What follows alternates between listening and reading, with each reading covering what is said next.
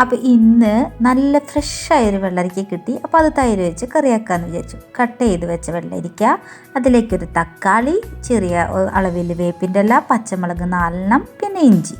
ഈ കട്ട് ചെയ്ത് വെച്ച വെള്ളരിക്ക എല്ലാം നമ്മളൊരു ചട്ടിയിലേക്കിട്ട് മുന്നേ കട്ട് ചെയ്ത് വെച്ച തക്കാളിയും വേപ്പിൻ്റെ ഇലയും പച്ചമുളകും ഇഞ്ചിയും എല്ലാം കൂടെ ഇതിലിട്ട് അല്പം ആവശ്യത്തിനുള്ള ഉപ്പ്, അല്പം മഞ്ഞൾപ്പൊടി, അതിലേക്ക് കുറച്ച് വെള്ളം ഒഴിച്ച് നന്നായി മിക്സ് ചെയ്ത് അടുപ്പത്ത് വേവാൻ വെച്ചു.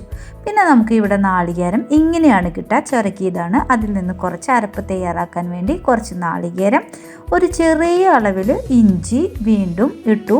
അതിനുശേഷം ഒരു കുറച്ച് നമ്മുടെ ജീരകം ഇട്ടു.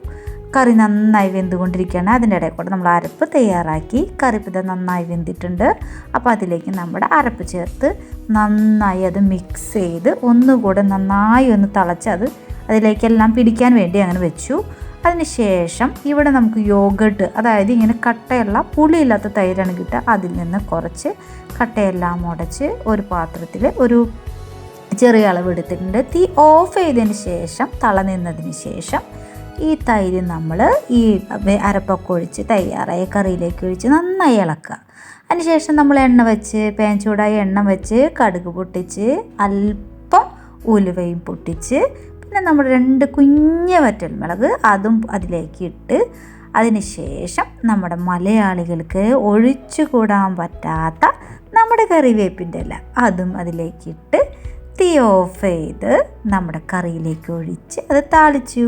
അപ്പം നമ്മുടെ രസകരമായ തിക്കായിട്ടുള്ള നമ്മുടെ വെള്ളരി തൈരിട്ടത് ഇവിടെ റെഡിയായി. അപ്പം നമുക്ക് ലഞ്ച് കഴിച്ചാലോ? അപ്പം ചേട്ടോയ് നമുക്ക് എന്തൊക്കെയാ കഴിക്കാനുള്ളതെന്നൊന്ന് പറഞ്ഞേ.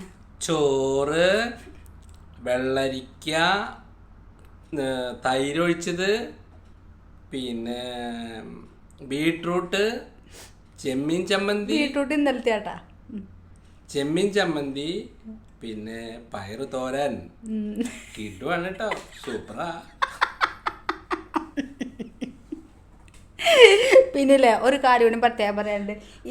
ഈ ബനിയൻ ഇട്ടിട്ട് എന്നും കാണുന്നതുകൊണ്ട് ഇങ്ങനെ പറയാം ജയിലിലാന്ന് നിങ്ങൾ വിചാരിക്കുന്നു. പക്ഷെ ജയിലിലല്ല, ഹീ ഈസ് ഇൻ പറുദീസ. എൻ്റെ പറുദീസയിലത്തെ ആളാണ് കേട്ടോ അത്. ഓക്കെ.